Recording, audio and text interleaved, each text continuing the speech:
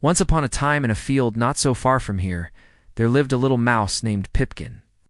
Pipkin was a curious little mouse with a twitching nose and whiskers that were always in a state of great excitement. Every night he would scamper around his mouse hole, his whiskers trembling with delight as he explored all the nooks and crannies of his home. But his favorite thing to do was to scurry outside at dusk and dart between the tall blades of grass, pretending that he was a brave knight on a daring adventure. One particularly breezy evening, as Pipkin was scampering about, his whiskers brushed against something soft and squishy. Startled, Pipkin froze. He had never encountered anything like it before. Slowly, he began to explore this strange new sensation with his paws. It felt warm and inviting, like a cozy bed. And as he burrowed his head into it, he realized it was the most comfortable thing he had ever felt in his entire life. When Pipkin pulled his head out of the soft mass, he noticed that the sun had set, and the sky was filled with stars. But there was one bright spot in the sky that caught his eye. In all his years of looking up at the stars, Pipkin had never seen this particular moon before. It was hidden behind a thin veil of clouds, giving it a mysterious glow that made it look like a giant pearl in the velvet sky. Overcome with curiosity, Pipkin decided to find out what was going on. He raced through the underbrush, his little heart pounding with excitement, till he reached an opening where he could see the rest of his family frolicking in the moonlight.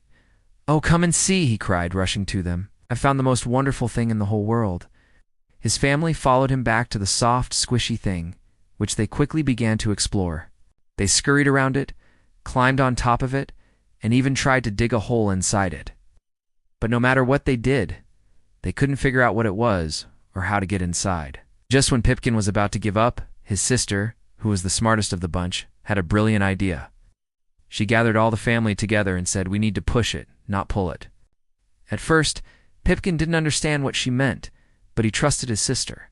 So he joined the others, and they all began to push against the strange object. As they pushed, it slowly began to move, revealing a round opening underneath. With a final heave, it rolled away, revealing a sight that made Pipkin's jaw drop in amazement. Inside was a large, hollow space filled with the softest, fluffiest material he had ever seen.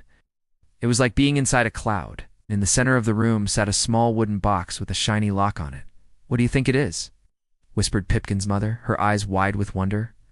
Together, they pried open the box to reveal a dazzling array of cheese, milk, bread, and nuts.